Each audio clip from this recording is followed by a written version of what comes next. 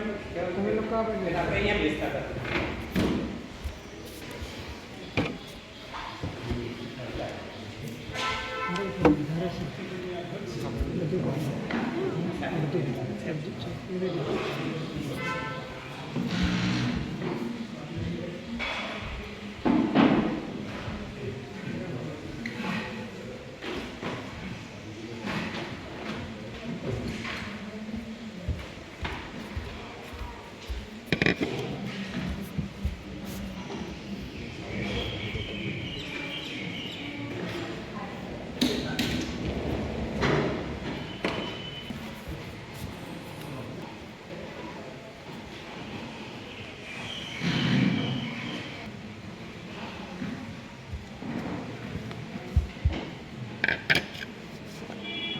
આટલા દૂર નહીં બધા બધું આજે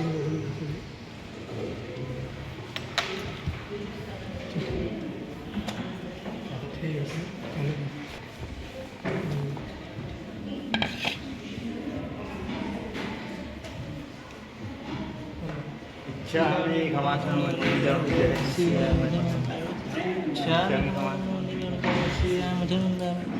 ચાલુ સ્વામી સાક્ષાત્જી બાર કાઢી બોલ આપણી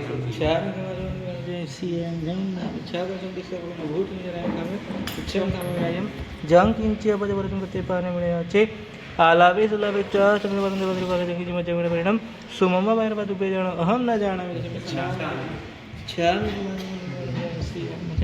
શુક્ર છા કર સંદિસા માણા સંદિસા છમ છમ સિયા મને વંદન છા કર સંદિસા માણા લેસુ છમ છમ સિયા મને વંદન સત્કારી પૈસા કરે માણા નોરેન્દ્રાન ધામ નારાયણ મોજણ એ સમજનકારો સ્વભાવપણાસનો મંગલામ સર્વેસિંહ બ્રહ્મમ હવિ મંગલમ નમો દરબાર રાઘાજ વૈરિવાર નિવારણે આરતે યોગિનાથાય મહાવીરાય તાય પન્નગેજ સુરેન્દ્રે ચ કૌશિકે પાદ સંસ્પૃશે નિર્વિશેષ મનસ્કાય શ્રી વીર સ્વામિને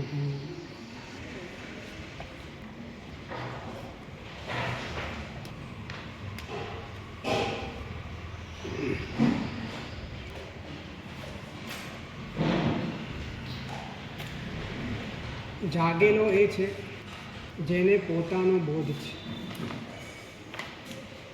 એટલે કે જેને બોધનું સ્વરૂપ ખબર છે, બોધથી બોધનું સ્વરૂપ ખબર છે, બોધથી બોધનું સ્વરૂપ જેને ખબર છે, એટલે કે જેને આત્મબોધ છે.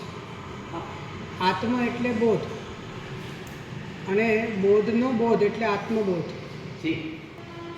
કેમ કે આત્મા શબ્દનો અર્થ જ્ઞાન થાય છે અને જ્ઞાનને પોતાનો બોધ થવો એ આત્મબોધ છે. એટલે જેને પોતાનો બોધ છે એની પાસે આત્મબોધ છે, જેની પાસે આત્મબોધ છે એ જાગેલો છે. કારણ કે સ્વપ્ન અવસ્થામાં જે રીતે પોતાની જાતનો યથાર્થ બોધ નથી,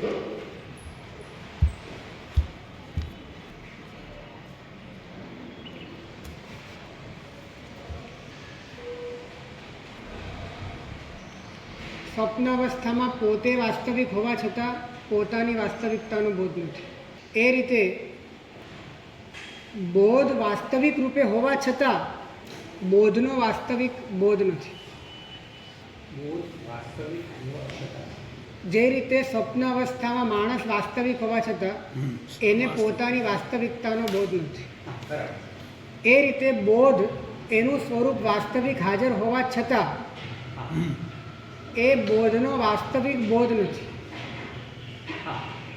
માટે જેવી રીતે સ્વપ્ન અવસ્થામાં રહેલો વ્યક્તિ જાગેલો ન કહેવાય, એ રીતે જેને પોતાના બોધનું વાસ્તવિક સ્વરૂપ ખબર નથી એ પણ જાગેલો નથી. અને જે જાગેલો નથી તે સૂતેલો છે. અને જે સૂતેલો છે જ્ઞાનીઓ એને અમૂડી કહે છે.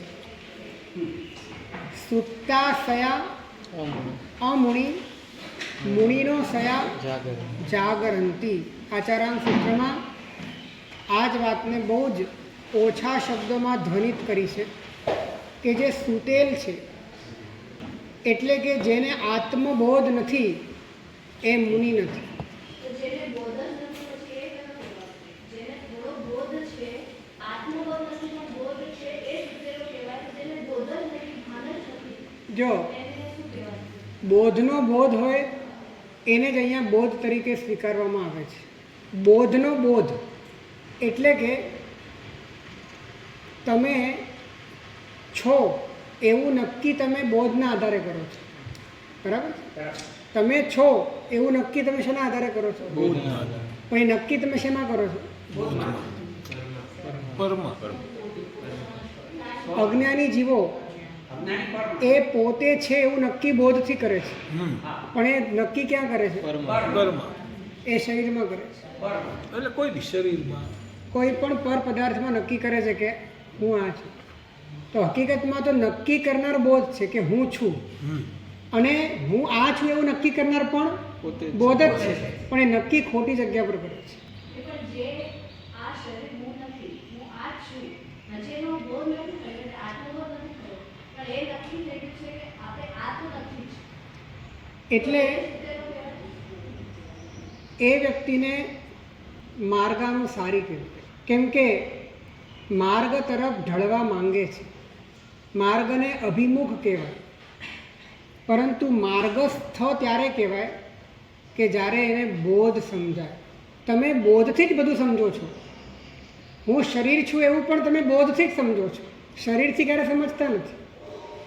તમે તમારો જે પણ વિપરીત નિર્ણય કરો છો એ સમગ્ર વિપરીત નિર્ણય પણ તમે બોધથી જ કરી રહ્યા છો. તો એને વિપરીત કેમ કહેવાય છે? તો કે જે બોધ નથી એને તમે બોધ તરીકે જાણો છો, જે અસ્તિત્વ નથી એને અસ્તિત્વ તરીકે જાણો છો, માટે એ વિપરીતપણું છે. તો જ્યારે બોધને બોધનો બોધ થાય, જ્યારે જ્ઞાનને જ્ઞાનનું જ્ઞાન થાય, ત્યારે એ આત્મબોધ કહેવાય. અને આત્મબોધ એ જાગૃતિ છે. આત્મબોધ એ વાસ્તવિક ઉજાગર અવસ્થા છે. 4 દશા બતાડી ને, એમાં ચોથી ઉજાગર છે. એ ઉજાગરનો અર્થ એ છે કેમ કે સુષુપ્તિમાં તો તમને શરીરનો બોધ નથી પણ આત્માનો પણ બોધ નથી. બંને કહેવાય. સ્વપ્ન અવસ્થામાં તમારી કાલ્પનિકતા, જાગૃત અવસ્થામાં પણ તમારી જાગૃત કાલ્પનિકતા. તમે આવી આંખ ખુલ્લી છે ત્યારે તમે ખુલ્લે આંખે કલ્પનામાં છો, તમે સ્વપ્ન દશામાં છો ત્યારે બંધ આંખે કલ્પનામાં છો. નિદ્રા છે ત્યારે એ કલ્પનાઓનું સંકુચિત સ્વરૂપ અંધકારમય છે. એ કલ્પનાઓ પીડાઈ ગઈ છે પણ સત્ય પ્રકાશ્યું નથી. સત્ય જ્યારે પ્રકાશે છે ત્યારે ઉજાગર નામની ચોથી અવસ્થા ઉત્પન્ન થાય છે, જેને તુરિયા કહે છે. હે, સંકિતિને જાગ્રત દશા જ્ઞાનીપણું આવી ગયું. પરંતુ ચારિત્રની અપેક્ષાએ સંકિતિને પણ બાલ કહેવામાં આવે છે, પરંતુ મિથ્યાત્વીની અપેક્ષાએ સંકિતિને પંડિત કહેવામાં આવે છે. અત્યારે આપણે જે વાત વિચારીએ છીએ એ મિથ્યાત્વીની અપેક્ષાએ સંકિતિની વાત વિચારીએ.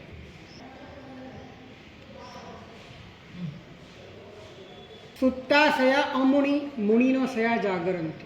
મુનિ સદા જાગ્રત હોય છે. એટલે કે જેને બોધનો બોધ હોય છે, હું બોધ માત્ર છું, હું જ્ઞાન માત્ર છું, આવી જેની અનુભૂતિ છે, આવો જેનો એક્સપિરિયન્સ છે, આવી જેની પરિણતિ છે કે આના સિવાય મારું અન્ય કોઈ અસ્તિત્વ બચ્યું જ નથી અને છે જ નહીં, જ્ઞાન માત્ર મારું સ્વરૂપ છે.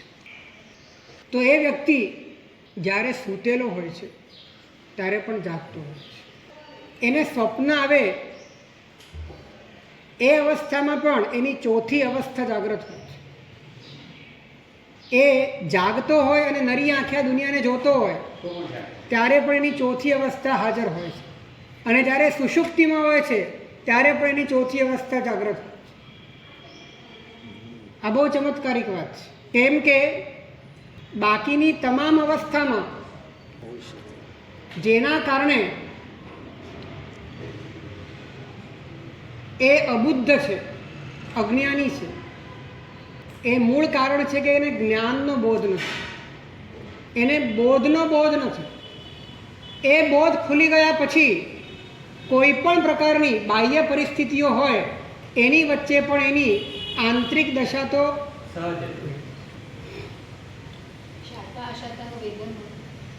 શાતા અશાતા હોય, શાતા અશાતાનું વેદન પણ હોય, પરંતુ એ વેદન પોતાનું સ્વરૂપ ન. હે સ્વપ્ન અવસ્થામાં કોન્શિયસલી પણ હોય, કેમ કે સ્વપ્ન અવસ્થામાં એ જે રિએક્ટ કરે છે, સ્વપ્ન આવ્યું અને તમે દાદાના દરબારમાં પહોંચ્યા અને કોઈકે કીધું કે બહુ તડકો થવાનો છે, આપણે નીકળી જઈએ.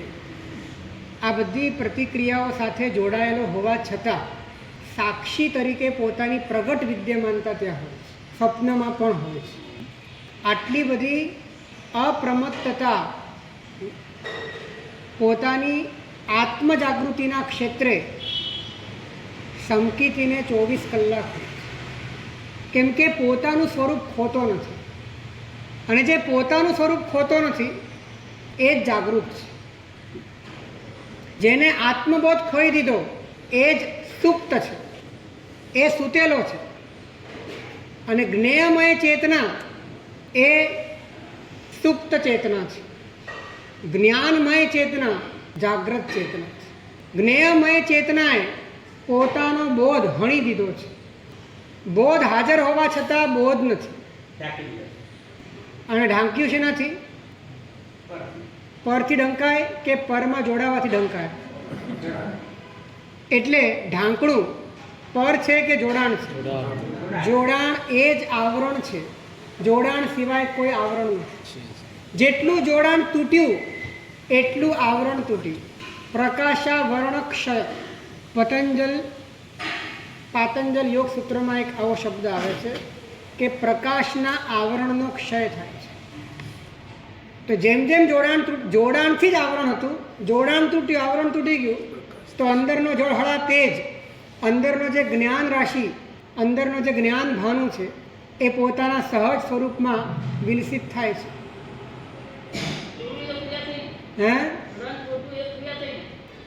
જોડાણ તોડવું એક ક્રિયા છે, પણ એને પણ આપણે આજે સમજવું છે કે કઈ રીતે તોડવું છે. પોતે બોધરૂપ છે એવો બોધ થાય એને બુદ્ધ કહેવાય છે. પોતે માત્ર બોધરૂપ છે, એટલે બોધ એ જ પોતાનું સ્વરૂપ છે, અન્ય કોઈ પોતાનું સ્વરૂપ નથી. બોધને કોઈ હાથ પગ નથી, બોધને કોઈ અવયવ નથી. બોધ અરૂપી, અખંડ, પરિપૂર્ણ અને નિરાકાર સ્વરૂપ છે. પોતે બોધરૂપ છે એવું સમજાયું, એવું જેને સમજાયું એ બુદ્ધ છે. પોતે જ્ઞાન સ્વરૂપ છે એવું જેને જ્ઞાન થયું એ જ્ઞાની છે. બુદ્ધાણમ એટલે શું?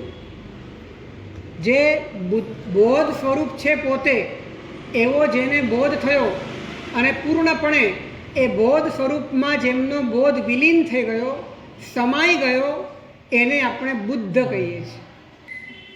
આપણે ત્યાં પરમાત્મા મહાવીર સ્વામી પૂર્વે અરિહંતોને અને જીનોને બુદ્ધ કહેવાનો રિવાજ હતો, અને માટે આપણે આપણા આગમોમાં પણ અરિહંત માટે બુદ્ધ શબ્દ વપરાય છે. અને બુદ્ધ શબ્દનો અર્થ જ આ છે કે જે બોધને પામ્યા છે. તો કોના બોધને પામ્યા છે? બોધના બોધને પામ્યા. એટલે જ્યાં બોધ અભેદપણે બોધમાં આવ્યો એને બુદ્ધ કહેવાય છે. જો ભેદ ત્યારે થાય, ભેદની વિવક્ષા ત્યારે થાય કે જ્યારે ભેદક તત્વ કોઈ હોય. ભેદક વિના ક્યારે ભેદ થાય નહીં. તો બોધમાં જ્યારે અન્ય પદાર્થો પરપ્રકાશકતાના કારણે અન્ય પદાર્થો બોધમાં આવવાના કારણે બોધના જે આકારો પડે છે, જ્ઞેયાકારો ઊભા થાય છે, એને લઈને ભેદકતા આવે છે. અને એ ભેદકતાના કારણે બોધ અને આત્મા વચ્ચેનો ભેદ કહી શકાય છે. પરંતુ જો એ નિમિત્તોને કાઢી નાખો, એ જ્ઞેયાકારોને કાઢી નાખો, તો બોધ અને આત્મા એક જ છે. એટલે જે અપેક્ષાએ ભેદકની અપેક્ષાએ ભેદ છે, ભેદકના અભાવે અથવા તો ભેદકની ગૌણતાએ ગુણ અને ગુણી તો અભેદ જ છે. જે રીતે સોનું અને પીળાશ એ બે વચ્ચે ભેદાભેદ છે કે અભેદ છે?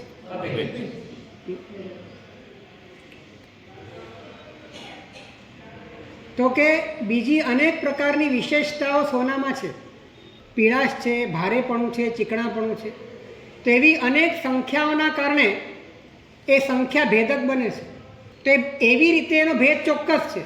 પરંતુ વસ્તુની સાથે એનો કોઈ તાદાત્મ્ય સંબંધ નથી એવું નથી. એ તાદાત્મ્યપૂર્વક એ પીળાશ અને સોનું એકબીજા સાથે નહીં પણ એક જ છે એ રીતે જ રહેલું છે. એ રીતે જ્ઞાન અને આત્મા પણ એક જ છે. જે અપેક્ષાએ અભેદ કયો એ જ અપેક્ષાએ ભેદ કયો કે બીજી અપેક્ષાએ ભેદ કયો? સ્યાદવાદ કોને કહેવાય? અન્ય અપેક્ષાથી વિધાન થાય તો સ્યાદવાદ કહેવાય. જે અપેક્ષાએ અભેદ હોય એ અપેક્ષાએ ક્યારે ભેદ? તો અભેદ કઈ અપેક્ષાએ છે? હું તમને પૂછું કે ઘટ અને પટની વચ્ચે જે ભેદ છે એવો ભેદ ગુણ અને ગુણી વચ્ચે છે? તો કેવો ભેદ છે? ગુણ અને ગુણી વચ્ચેનો જે ભેદ છે એ ઘટપટ જેવો નથી. તો કેવો છે? સૂક્ષ્મ. માત્ર એની વિશેષતાના કારણે જ એનો ભેદ છે. બાકી વસ્તુ અને વસ્તુના સ્વભાવ વચ્ચે પરમાર્થથી તો અભેદ છે. અને અનેક વિશેષતાઓ હોવાના કારણે એ અનેકતાના કારણે જે ભેદ પડે છે એ અપેક્ષા એનો ભેદ છે. તો જે અપેક્ષાએ જે વસ્તુ હોય એ જ અપેક્ષાએ એ વસ્તુનો સ્વીકાર કરવો જોઈએ. તો અહીંયા આપણને અપેક્ષા આત્માના ભેદની છે કે અભેદની છે? અહીંયા આપણને અપેક્ષા આત્માના ભેદની છે કે અભેદની છે? અનંત કાળથી આત્માના ભેદમાં આપણે અનુભવમાં રહ્યા છીએ. અનુભવથી આત્માના ભેદમાં રહ્યા છીએ. કેમ કે જે અપેક્ષાએ જ્ઞાન ભેદવાળું છે એવા જ જ્ઞાનનો અનુભવ કર્યો છે. પણ જે અપેક્ષાએ જ્ઞાન આત્મા સાથે અભેદવાળું છે એવા જ્ઞાનનો અનુભવ નથી કર્યો. અને માટે આત્માનો અનુભવ પણ થયો નથી.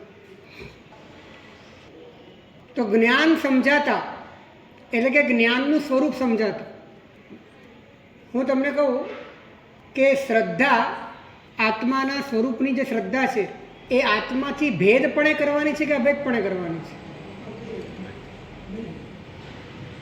શું કહેવું છે? શ્રદ્ધા અભેદગામી જ હોય. શ્રદ્ધા અભેદગામી જ હોય. જ્ઞાન ભેદાભેદ વાળું હોય. એટલે પોતાના તત્વની જે શ્રદ્ધા છે એ તત્વની શ્રદ્ધા પોતાના ભેદમાં નથી કરવાની, પોતાના અભેદમાં કરવાની. અને પોતાના અભેદમાં કરવાનું હોય તો જ્ઞાનનું એવું જ સ્વરૂપ પકડવું પડે કે જે કેવું હોય? તો જ્ઞાનનું એવું કયું સ્વરૂપ છે કે જે ભેદ બતાડે છે? અને જ્ઞાનનું એવું કયું સ્વરૂપ છે કે જે અભેદ બતાડે છે? તો ગઈકાલે આપણે વાત કરી હતી. તો જ્ઞાન વિશેષ એ આત્માની સાથે કથનચિત ભેદ બતાડે છે. કેમ કે આત્મા તો એનો એ છે પણ જ્ઞાનના પર્યાય પલટાયા કરે છે. માટે આત્મા અને જ્ઞાન વચ્ચે ત્યાં કથનચિત ભેદ છે. પરંતુ જે જ્ઞાન સામાન્ય છે એ અને આત્મા વચ્ચે શું છે? અભેદ છે. હવે આપણે આત્માનો અભેદ પામવો હોય તો કોનો આધાર લેવો પડે? જ્ઞાન સામાન્ય. એનો જ આશરો લેવો પડે, એનો જ આધાર લેવો પડે. એને જ સમજવું પડે, એની જ અનુભૂતિ કરવી પડે, એનો જ સ્પર્શ કરવો પડે, તો જ તમને અખંડ એવા, અને જ્યાં સુધી તમને અભેદ ન સમજાય ને ત્યાં સુધી વાસ્તવિક ભેદ પણ ન સમજાય, અને જ્યાં સુધી ભેદાભેદ ન સમજાય ત્યાં સુધી સ્યાદવાદ ન સમજાય, અને જ્યાં સુધી સ્યાદવાદ ન સમજાય ત્યાં સુધી જીન શાસન પણ ન સમજાય. એટલે ભેદમાં રહીને અભેદ નહીં સમજાય, અભેદમાં રહીને ભેદ સમજાય. સમજાયું કે નહીં? જો તમે જ્ઞાનના પર્યાયમાં, દાખલા તરીકે હું શરીર છું, તો એ જ્ઞાનના સામાન્યનો બોધ છે કે જ્ઞાન વિશેષનો બોધ છે? જ્ઞાન વિશેષનો બોધ છે. હવે જ્ઞાન વિશેષના બોધમાં એકાકાર છો, જ્ઞાન સામાન્યનો તમને કોઈ અનુભવ નથી, તો તમને વસ્તુના માત્ર એક જ પડખાનો બોધ થઈ રહ્યો છે, માત્ર તમને ભેદનો બોધ થઈ રહ્યો છે, અભેદનો તો બોધ છે નહીં તમને. હવે અભેદ જે તમે માનો છો એ અનુભવથી નથી માનતા, એ તો તમે માત્ર પંક્તિઓથી માનો છો, એ તો તમે શાસ્ત્રોથી માનો છો, તો એ તમારો સ્યાદવાદનો બોધ પૂર્ણ નથી બોધ. પણ જ્યારે તમે અભેદનો અનુભવ કરો છો ત્યારે અભેદનો બોધ પણ છે અને પર્યાયો પણ તમને જણાય છે, માટે ભેદનો બોધ પણ છે. તો ભેદાભેદ બંને સમજાવવાના કારણે જેને અભેદનો અનુભવ થાય છે એને જ સ્યાદવાદનો અનુભવ થાય છે. માટે એમ કહ્યું ભાવ સ્યાદવાદતા શુદ્ધ ભાવ, એ ભાવ સ્યાદવાદતા છે. તો આત્મબોધ એ તમને અનેકાંત આપે છે, એ જ તમને સ્યાદવાદ આપે છે, એ જ તમને સપ્તભંગી આપે છે. આપણે આત્મબોધને સાઈડ ઉપર રાખી બાકી બધી જ વસ્તુઓને સારી રીતે મેળવવાનો પ્રયત્ન કર્યો કે અનેકાંતવાદ આપણામાં આવી જાય, સ્યાદવાદ આપણામાં આવી જાય. સ્યાદવાદ અને અનેકાંતવાદ બુદ્ધિથી નથી આવતા, તમારા ભીતરમાં સ્વભાવનું પરિણમન થયા પછી જે આવે છે. જ્યાં સુધી સ્વભાવનું પરિણમન થતું નથી ત્યાં સુધી ચોથા ગુંઠાણા પહેલાં ન તો સ્યાદવાદ આવે છે, ન અનેકાંતવાદ આવે છે, ન સપ્તભંગી આવે છે, ન નય આવે છે. ત્યાં સુધી બધું દૂર નહીં છે. હા, કેમ કે તમારી અનુભૂતિમાં આત્માનું સ્વરૂપ એ પર્યાય એ સ્વરૂપ છે કે દ્રવ્ય સ્વરૂપ છે? પર્યાય સ્વરૂપ છે ને. એટલે વસ્તુના બે સ્વભાવમાંથી, વસ્તુના વિરુદ્ધ સ્વભાવમાંથી તમે કયા સ્વરૂપની શ્રદ્ધા કરી? પર્યાયની શ્રદ્ધા કરી, અને એ પણ એકાંતે કરી. તો તમારી ભલે તમે બોલવામાં એમ બોલો કે સમજવામાં એમ સમજો કે અનંત ધર્માત્મક વસ્તુ છે, પરંતુ તમારી અનુભૂતિમાં તો માત્ર પર્યાયની અનુભૂતિ છે. તમારી અનુભૂતિમાં એ વસ્તુનો જે દ્રવ્યાર્થિક સ્વભાવ છે એ તો હજી પ્રગટ થયો નથી. માટે તમારી અનુભૂતિ એકાંતવાળી છે. અનુભૂતિ એકાંતની હોય અને વાણી અનેકાંતની હોય, એવું તો અભવ્ય પણ કરી શકે.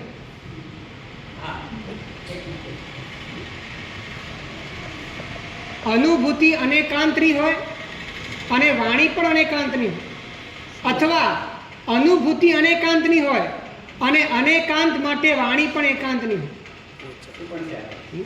તો પણ સ્યાદવાદ છે.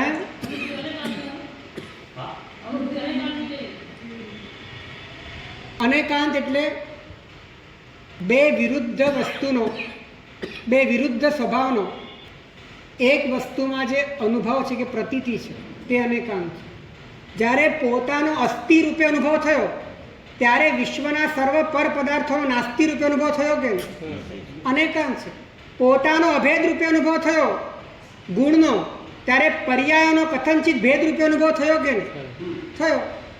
તો આત્મબોધ થતાં પહેલાં અનેકાંતવાદ ભીતરમાં પ્રગટ થતો જ નથી.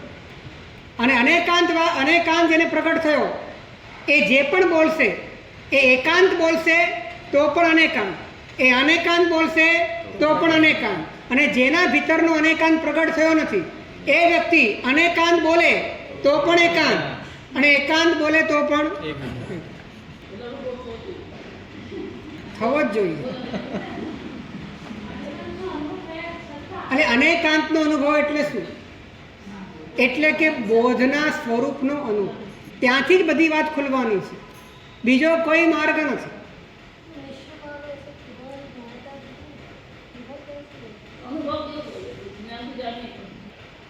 જ્ઞાનથી જાણીએ, પણ જાણીએ છીએ એને જાણતા નથી.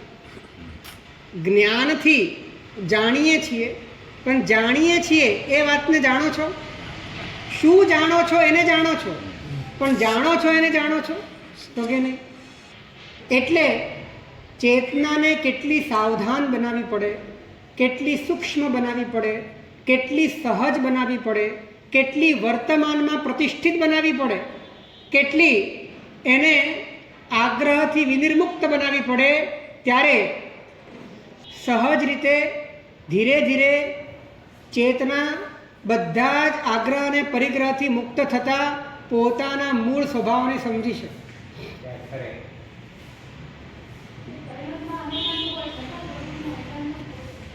પ્રવૃત્તિમાં શું કીધું? પરિણતિમાં અનેકાંત હોય ત્યારે સામેવાળાના એકાંતને તોડવા જ્ઞાની પુરુષો એકાંતનો ઉપયોગ કરે છે. દાખલા તરીકે વ્યવહારની મૂળતા હોય તો એને નિશ્ચયનો એકાંત પીરસવો પડે. એવી રીતે નિશ્ચયનો એકાંત હોય તેને વ્યવહારનો એકાંત પીરસવો પડે. જેવી રીતે બૌદ્ધને ઋજુસૂત્રને એની મૂળતા છે તો એને સંગ્રહનયનો આદેશ આપવો પડે, અને વેદાંતને સંગ્રહનયની મૂળતા છે તો એને ઋજુસૂત્રનયની વાત કરવી પડે. તો બધા જ આગ્રહ તોડી ચેતનાને સમ બનાવી ચેતનાનું જે મૂળ સ્વરૂપ છે એને સમજવું એ જ માર્ગ છે. કોઈ જગ્યાએ આગ્રહ બંધાય, આગ્રહ સૂક્ષ્મ રૂપે અહંકાર પેદા કરવાનું પણ કામ કરે છે, અહંકારને સાચવવાનું પણ કામ કરે છે, અહંકારને વધારવાનું પણ કામ કરે છે. એટલે જેટલા પણ નય છે, સંમતિ તર્ક ગ્રંથમાં એવું લખ્યું છે કે બધા જ નયો મિથ્યા દર્શન છે.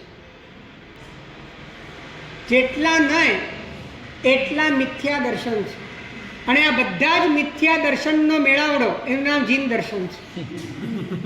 બધા જ મિથ્યા દર્શન ભેગા થઈ ગયા એનું નામ જ જૈન દર્શન છે. એ ભેગા થયા ત્યારે એકબીજાથી તૂટી ગયા. ભેગા થયા એટલે એકબીજાથી તૂટ્યા એટલે એમાંથી આગ્રહ નીકળી ગયો, આગ્રહ નીકળી ગયો એટલે ક્ષમતા પથરાઈ ગઈ, ક્ષમતા પથરાઈ ગઈ એટલે સ્વભાવમાં આવી ગયા. એ જીન દર્શન છે. અને સ્વતંત્રપણે જેટલા નયો છે એ બધા જ નયો મિથ્યા દર્શન છે. આ બધાનો સાર એટલો કે કોઈ વાત મારી નહીં અને મારી કોઈ વાત નહીં, કોઈ વાત અને મારી કોઈ વાત નહીં.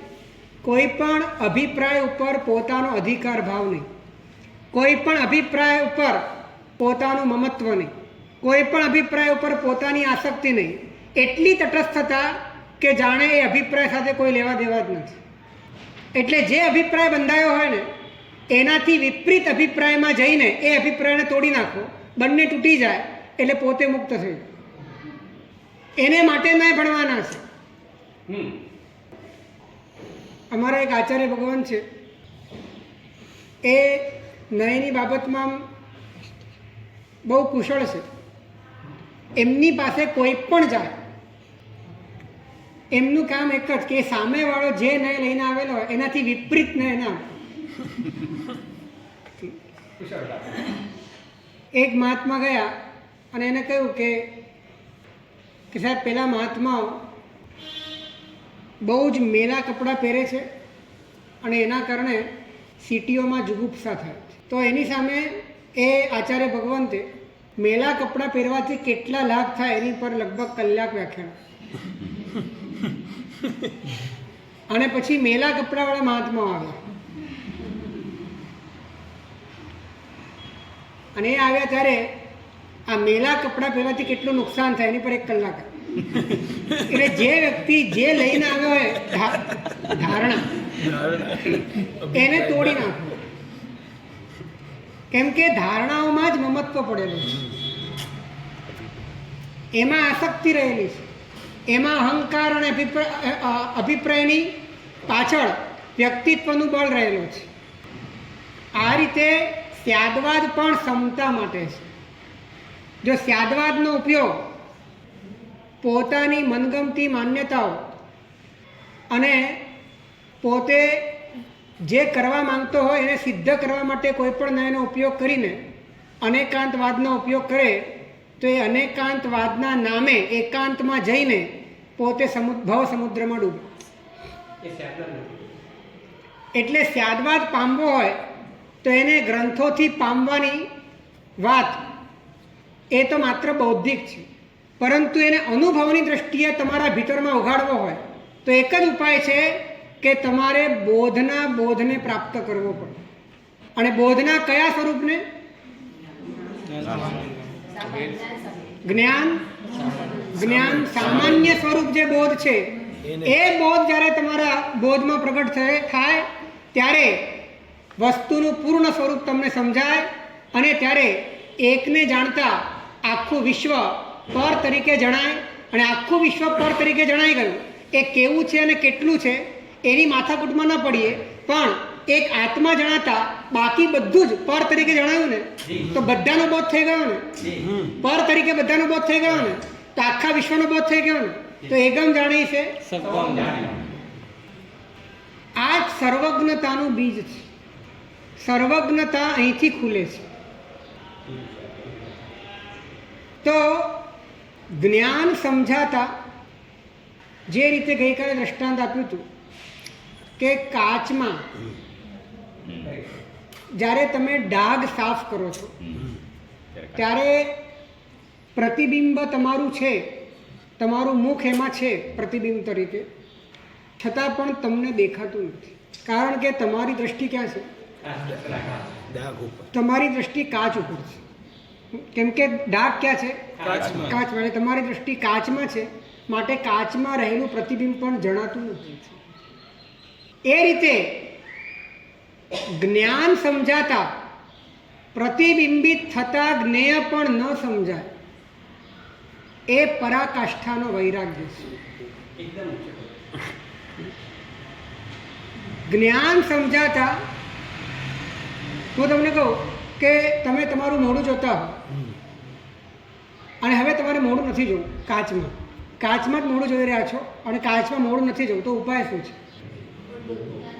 હે નહીં, આંખ બંધ કરવાની નથી અને કાચની સામે ખસવાનું નથી અને તમારે તમે સામે જ છો, ઉપયોગ નથી. તો તમે શું કરી શકો? તમે કાચને જોવાનું ચાલુ કરી દો, તમને મોઢું નહીં દે. એટલે દ્રષ્ટિનો ફક્ત આટલો જ ફેર થાય અને આખી વાત બદલાય. બસ એ રીતે જ્ઞાનનું સ્વરૂપ એટલે જ્ઞાન સામાન્ય, એની અંદર જ આ બધા જ્ઞાન વિશેષ તમને સમજાય છે. જેમ અરીસામાં પ્રતિબિંબ છે એ રીતે જ્ઞાનમાં જ આ બધા આકારો છે. દેહથી લઈને ગેહ સુધીના બધા જ આકારો જ્ઞાનમાં છે. હવે આ બધું જણાય છે, એની વચ્ચે એ તમને એમાં તમે ન ખેંચાવ, એમાં તમે ન જોડાવ, એવું કઈ રીતે થઈ શકે? તો એક જ ઉપાય છે કે જ્ઞાન સામાન્યનો જો બોધ થવા લાગે તો આ બધું જ એની અંદર ઓઝલ થઈ જાય અને હોવા છતાં તમે એની સાથે જોડાઈ ન શકો. આ જ સહજતાથી થનારો વૈરાગ્યનો જ્ઞાન ગર્ભિત વિકાસ છે. જ્ઞાન ગર્ભિત શબ્દ છે ને, તો જ્ઞાન ગર્ભિત એટલે જ્ઞાન કયું લેવાનું અહીંયા? જ્ઞાન સામાન્ય છે ગર્ભમાં જેના, બહુવ્રી સમાસ છે. જ્ઞાન છે ગર્ભમાં જેના એવો જ્ઞાન ગર્ભિત વૈરાગ્ય છે. તો જોડાણ તોડવા માટે ઘણી વખત આપણે જોડાણ ઉપર જોર આપીએ કે જો જોડાણ છે આટલું બધું, પછી જોડાણ તોડવા માટે જેની સાથે જોડાણ છે એની પર જોર આપીએ. તો એનાથી જોડાણ વધે કે ઘટે? વધી રહ્યું છે. કાં તમે વિપરીત જોડાણ કરશો, કાં તમે દ્વેષાત્મક જોડાણ કરશો, પણ જોડાણ તો ઊભું જ રહે. અનંતકાળથી જોડાણ તોડવા માટે જોડાણ પર જોર આપ્યું અને જેની સાથે જોડાણ હતું એની પર જોર આપ્યું. એટલે ચેતના ફરી ફરી જોડાણવાળી જ બનતી. એટલે કઈ રીતે આમાંથી નીકળવું ને એ સમજાયું જ નહીં. એણે એક જોડાણ તોડવા માટે બીજું જોડાણ ઊભું કર્યું. અને કાં તો મારે નથી જોડાવાનું એમ કરીને જોડાણ ઊભું કર્યું. મારે આની સાથે નથી જોડાવું, પણ ધ્યાન તો એનું જ કરે છે. શરૂઆત જોડાણ તોડવાથી થાય અને કદાચ જોડાણ પર અને જેની સાથે જોડાણ છે એની પર ધ્યાન આપવું પડે, પરંતુ જોર ના હોય. તે જોર તમારું સ્વભાવ તરફ જોઈએ. સ્વભાવ તરફ જોર હોય અને અહીંથી તમે તોડતા હો તો એ તમારા પુરુષાર્થને દિશા મળે. એ પુરુષાર્થ તમારો સહજ બને, સરળ બને, આનંદપૂર્ણ બને, ભીતરમાં આહ્લાદ પથરાય અને ઉપશાંતતા આવે. પહેલાંમાં તમારે છૂટીને જવાનું ક્યાં છે તો ખબર નથી. તમે આજ સુધીમાં જોડાણને જ જીવ્યા છો અને તમે તમારી જીવાદોરીને કાપી રહ્યા છો, અને એ પણ તમારા જીવનના સ્ત્રોતને સમજ્યા વિના. ત્યારે અનેક વિકૃતિઓ પેદા થાય ને.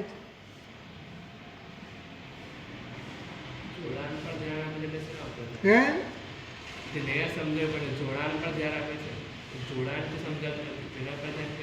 એટલે કે રાગ છે અને કોઈ વસ્તુ પર રાગ છે, તો એને પોતાને રાગ ખૂંચે છે.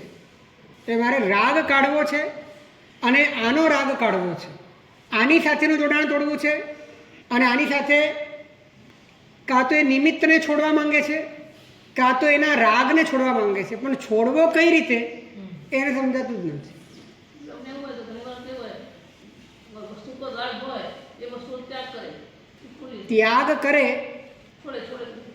ત્યાગ કરવાથી એ નિમિત્ત તમારી સામે નથી આવતું, અને નિમિત્ત નથી આવતું તો એના અભાવના કારણે તમે એટલા સમય માટે નથી જોડાતા, પણ એટલા માત્રથી જોડાણની તમારી જે આંતરિક યોગ્યતા છે એનો કંઈ નાશ થતો નથી.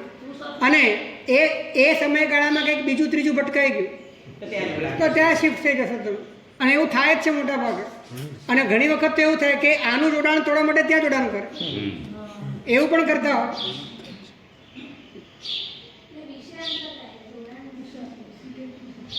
એટલે વિષયાંતર થાય એની પણ ના નથી.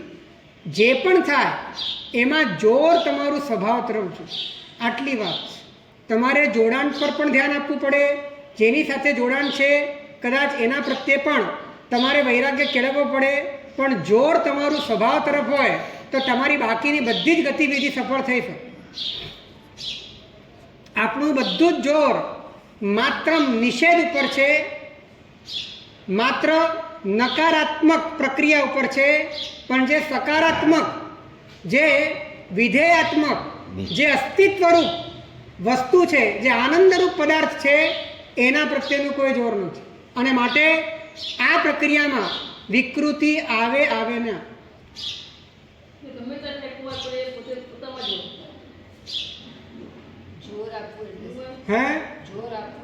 જોર આપવું એટલે શું?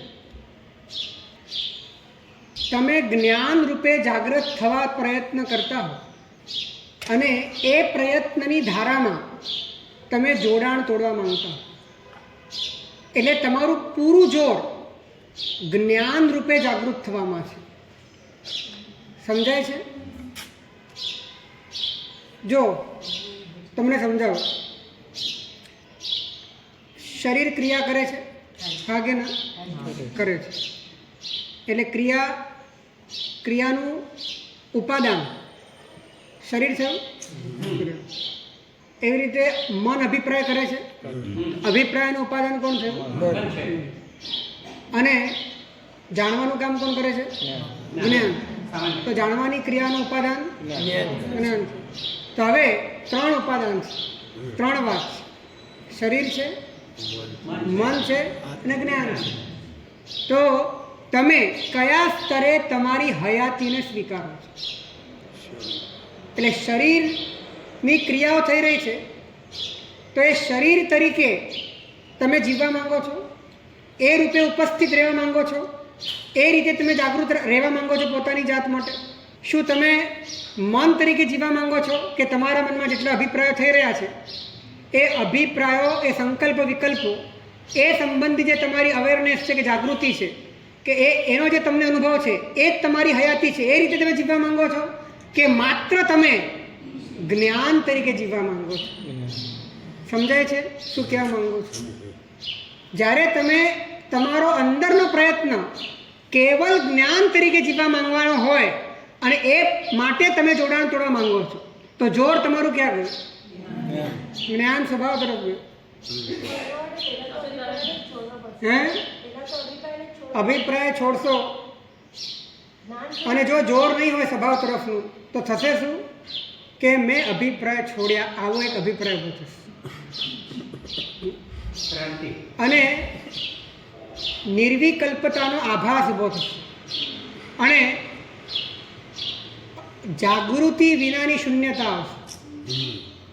અને જાગૃતિ વિનાની શૂન્યતામાં હજારો કરોડો લોકો પોતાની જાતને અનુભવી સમજી બેસે છે. શૂન્યતા આવી ગઈ પણ અનુભવ ના થયો, અંદર બધું બ્લેન્ક થઈ ગયું પણ અનુભવ ના થયો અને પોતાની જાતને એવું માની લે કે આપણે તો પહોંચી ગયા.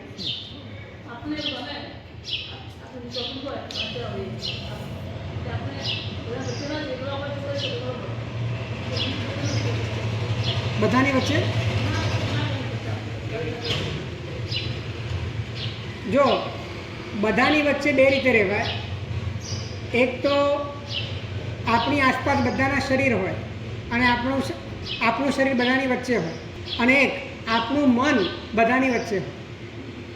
તો શરીરની બાબતમાં કદાચ આપણે આપણા હાથમાં નથી રાખી શકતા પણ મનની બાબતમાં બધાની વચ્ચે રહેવું કે ન રહેવું એ લગભગ આપણા હાથમાં છે. મનથી આપણે બધાની વચ્ચે ન પણ રહી શકીએ. એમાં કોણ બાઉન્ડ કરે છે? એમાં કોણ બાધા કરે છે?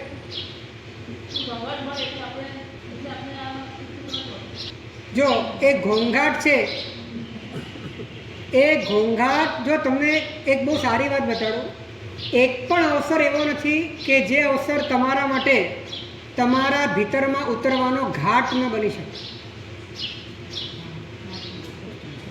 ભીતરમાં ઉતરવા માટેનો એ તીર્થ ન બની શકે એવું એક પણ સ્થળ નથી. ઘોંઘાટ આવે ત્યારે પણ તમને બોધ થાય છે ને, તો તમારું ધ્યાન ઘોંઘાટ ઉપર છે કે બોધ ઉપર છે?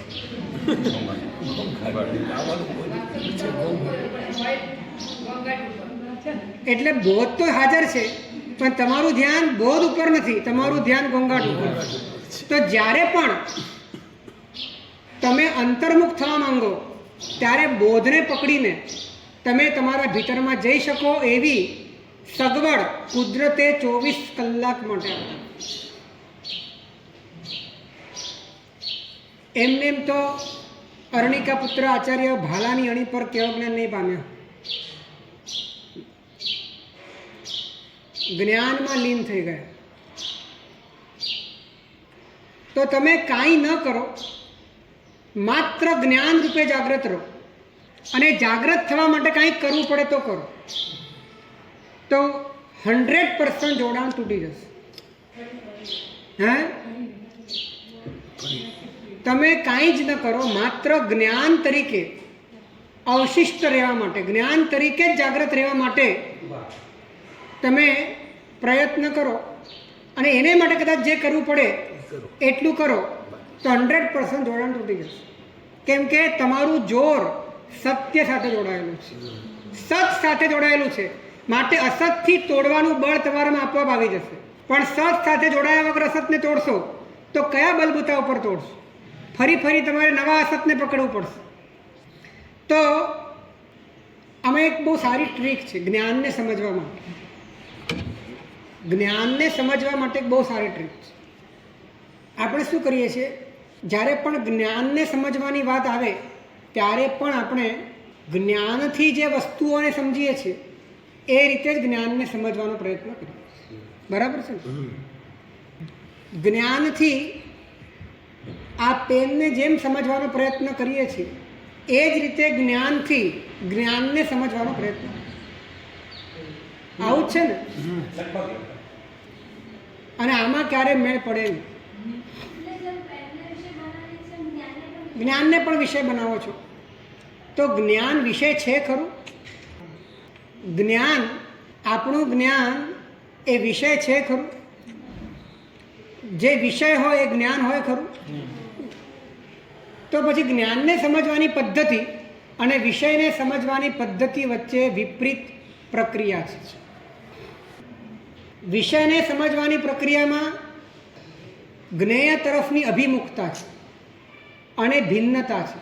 ભિન્નતા હોય ત્યાં જ તમે અભિમુખતા લાવી શકો, ત્યાં જ તમે કોન્સન્ટ્રેટ થઈ શકો. જ્ઞાન તો એવું છે નહીં. જ્ઞાન તો એ જ છે જે જાણો છો તમે. જે જાણે છે તમારી અંદર એ જ જ્ઞાન છે. તો તમે એને કેવી રીતે જાણશો? એને તો તમે નહીં વિષય બનાવી શકો, અને કદાચ વિષય બનાવશો તો એ જ્ઞાન નહીં હોય. એ જ્ઞાન નહીં હોય, બીજું કંઈક હશે. તમે કલ્પના કરશો કે આવું કાંઈક હોય અને એને આપણે પામીએ, એને આને કંઈ લેવા દેવા નથી. એ તો તમારી કલ્પના છે, એ પણ પૌદ્ગલિક કલ્પના છે. એટલે વિષયને સમજવાની પ્રક્રિયા અને જ્ઞાનને સમજવાની પ્રક્રિયા બહુ જુદી છે, બહુ વિપરીત છે.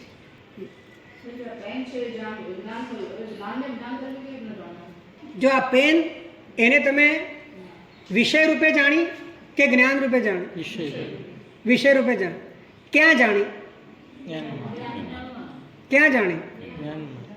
જ્ઞાનમાં જાણી. એની ઉપર ધ્યાન આપે છે? ધ્યાન આપો છો ક્યારે? આપીએ છીએ ક્યારે?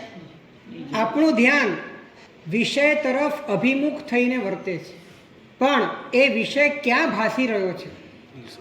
આ વિષયનું ભાષણ થઈ રહ્યું છે, પ્રકાશન થઈ રહ્યું છે. એ પ્રકાશન અભિન્નપણે થઈ રહ્યું છે. એને તમે ભિન્ન કરીને વિષય નહીં બનાવી શકો. એને તમારે અભિન્ન રૂપે જ સમજવું પડશે. અને એ માટે અભિમુખતાવાળી શૈલી કામ નહીં લાગે. અહીંયા શૈલી કામ લાગશે સમાઈ જવા. અહીંયા શૈલી કામ લાગશે શાંત થવાનું. તો જ તમને જ્ઞાનનું સ્વરૂપ સમજાશે. તો અત્યાર સુધી જ્ઞાનને જાણવાનો પ્રયત્ન કર્યો. જ્ઞાનને, પણ જ્ઞાન જાણે છે એવું સમજવાનો પ્રયત્ન ન કર્યો. કેટલો ફરક પડી ગયો? જ્ઞાનને જાણવાનો પ્રયત્ન કર્યો, પણ જ્ઞાન જાણે છે એ સમજવાનો પ્રયત્ન ન કર્યો. એક અક્ષરમાં આખો ભાવ બદલાઈ ગયો. વસ્તુ બનાવી એટલે જ્ઞેય બનાવી એટલે ભિન્ન બનાવી એટલે પૂતગલ બનાવી. એટલે તમે જે કરતા હતા એ જ કરો છો. એટલે જ્ઞાનને જાણવા કરતા, એટલે કે તમે જ્ઞાનને જાણો આવું મોડલ રાખવા કરતા, જ્ઞાન છે અને તમે જણાઈ રહ્યા છો એવું રાખો. હે? તમે અત્યારે આખા જણાઈ રહ્યા છો કે નથી જણાઈ રહ્યા? તમે જણાઈ રહ્યા છો કે નથી જણાઈ રહ્યા? તો એ જણાઈ રહ્યા છો, શેમાં જણાઈ રહ્યા છે? જ્ઞાનમાં. તો તમે જ્ઞાનને જાણો એના કરતા જ્ઞાનમાં તમે જણાઈ રહ્યા છો ને એવું રાખો. જ્ઞાન ઉપર દ્રષ્ટિ થઈ. મુખ્ય હેતુ એ છે જ્ઞાન ઉપર દ્રષ્ટિ વિશેષ. દ્રષ્ટિ એટલે કે તમે જ્ઞાનને અભિન્નપણે સમજી શકો એવો ઉઘાડ અહીંયા થઈ શકે. જ્ઞાનને આત્મા એક જ છે, એક જ છે. ફરીથી આ વાત સમજાવું છું કે જ્ઞાનને જાણવા કરતા અત્યાર સુધી આપણે પ્રયત્ન કર્યો, જ્ઞેયને જાણવાનો પ્રયત્ન તો અનંતકાળથી ચાલે જ છે. અને જ્યારે થોડી ઘણી સમજણ આવી બધી અધ્યાત્મની પડી ત્યારે આત્માને, જ્ઞાનને સમજવાનો પ્રયત્ન કર્યો. અને એમાં પણ અભિન્ન રૂપે નહીં, પણ એને પણ જ્ઞાતા રૂપે નહીં, પણ જ્ઞેય રૂપે, વિષય રૂપે. તો એમાં તો ક્યારેય મેળ ખાવાનો છે જ નહીં. તો એને પામવાનો શૈલી જુદી છે. અને એ શૈલી એ છે કે તમે જ્ઞાનને જાણો એવું ન રાખતા, જ્ઞાન છે અને એમાં તમે જણાઈ રહ્યા છો એવું રાખો. સમજાય છે કે નહીં? ભલે ને દેખાય. આંખ બંધ કરીને કે આમ તમે ખોલો, તમે આંખ ખુલ્લી રાખો, બંધ રાખો, તમે જણાવો છો કે નથી જણાવતા? અત્યારે બી આપણે બેઠા છીએ. હે? બધા અનુભવ છોડી દો. તમે અત્યારે જણાઈ રહ્યા છો કે નથી જણાઈ રહ્યા? જણાઈ દે. તો એ જણાઈ ક્યાં રહ્યા છે? જ્ઞાનમાં. તો આ રીતે જ્ઞાનને શોધવા કરતા જ્ઞાનમાં તમે આખા જણાઈ જ રહ્યા છો, આવું જાણતા મુખ્યતા કોની થશે? તો ધીરે ધીરે તમારું આખું શિફ્ટિંગ જે તમારી ઉપર હતું અને તમે જ્ઞાનને શોધવા જતા હતા એની જગ્યાએ તમે ગૌણ થઈ ગયા અને જ્ઞાનમાં.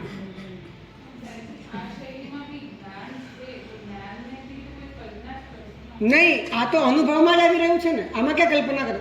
તમે જણાઈ રહ્યા છો, આ અનુભવ છે કે કલ્પના છે? અનુભવ છે. આમાં કલ્પનાની વાત જ નથી. એકદમ પ્રત્યક્ષ અનુભવ છે. આ જ અનુભૂતિ.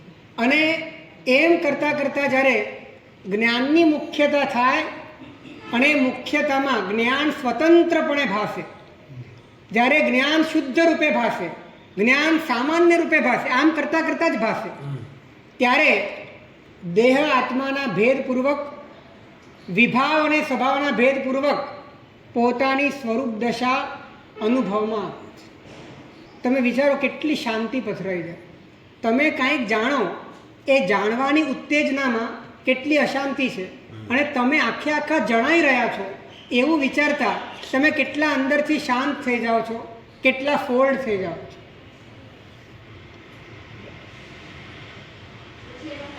પોતાનો કરતા પણ નાશ થઈ જાય છે. હા, આપણે પોતે જણાઈ રહ્યા છીએ ત્યાર પછી કશું કરવાનું નહીં. જે પણ કરશો એ પણ જણાઈ રહ્યું છે. એ એટલું બધું વ્યાપક છે ને કે તમે એને પહોંચી નહીં વળો. એ દરેક જગ્યાએ વ્યાપ્ત છે. અને એની વ્યાપકતા, એની વ્યાપ્તતા, એની મુખ્યતા, એમાં બાકીની બધીની વ્યાપ્યતા, એને સારી રીતે સમજતા જ્ઞાનની મુખ્યતા થવાથી, આત્માની મુખ્યતા થવાથી વિભાવ દશામાંથી સ્વભાવ દશામાં ટ્રાન્સફર થવાય છે. પણ આ રીતે 24 કલાક જીવાય કે ના જીવાય? મતલબ સમજાવીએ ને, થોડી વાર જાગૃત રહીને પછી ઊંઘી જઈએ. અતરંતમ પમજ્જય, એટલે અંતરંગ ભૂમિનું પ્રમાર્જન એ તો ઊંઘમાં પણ ચાલુ હોય. ક્યાંય પણ જ્ઞાન સ્વભાવમાં, એની જાગૃતિમાં સહેજ પણ પ્રમાદ આવી ગયો તો ઊંઘમાં રહેલો મુનિ ત્યાં પણ પ્રમાર્જના, ભાવ પ્રમાર્જના કરી પોતાને ચોખ્ખો કરી.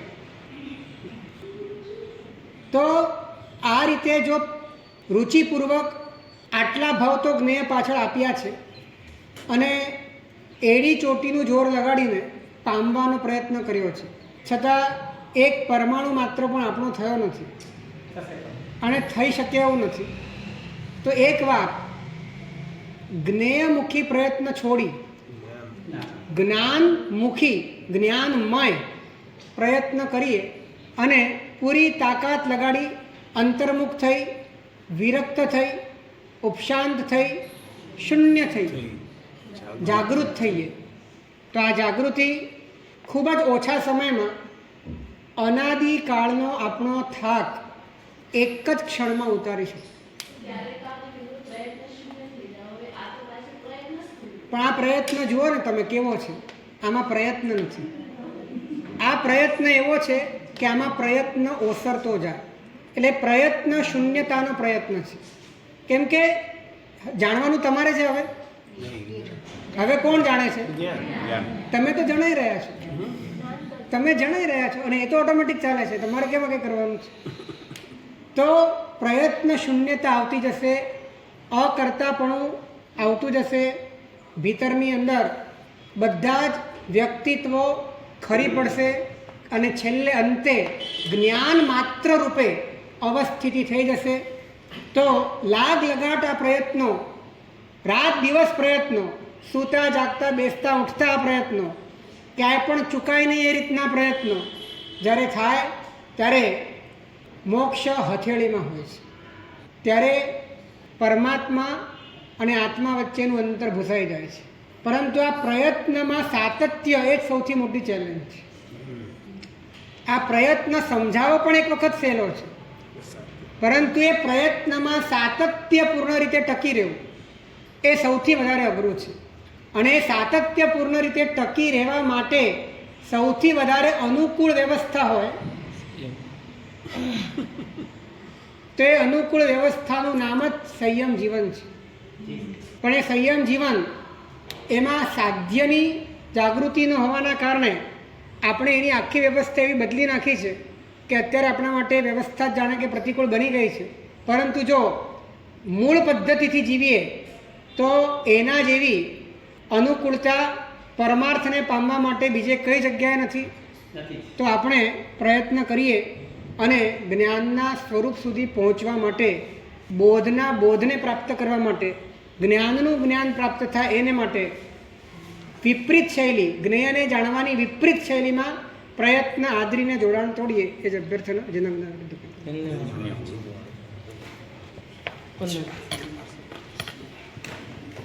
ఛామి కమాసమును నియమం సిఐ మత్ ఏనుందాని ఛామి కమాసమును జాను సిఐ మత్ ఏనుందాని ఇచ్చకారు సురాయి సుతక శ్రీ సత్సంయం యాత్రాని స్వామి సాతాచి ఛామి సిఐ మత్ ఏనుందాని విచారణ సందేశమును ముఖ్యమంత్రి నాయం కామే ఏచ్చం కామే જંકિંચી અપત્યમ પરપત્યમ પત્યવાણું ચાલો શ્લોક ચાસણે સમાસને અંતર પાસે ઉર્વાસાય જંગીની મઝવીણ પ્રેણમ સુમુમાં બાયનું મત બેજણ અહમ ન જાણામી તસ્મે ઈચ્છામી દુકડમ ઈચ્છામી કમાસમ જન સિયાય મત નંદા સુખ સાતામાં છોજી સર્વમંગલ મંગલ્યમ સર્વકલ્યાણ કારણમ પ્રદાનમ સર્વધર્માણામ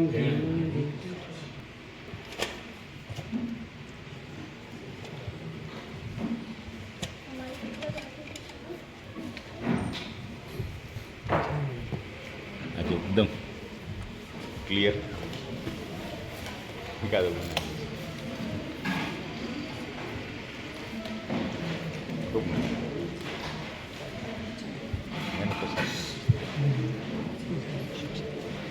આશીર્વાદ આપો તમે સ્વતંત્રતાનું કામ અત્યારે ભગવાનને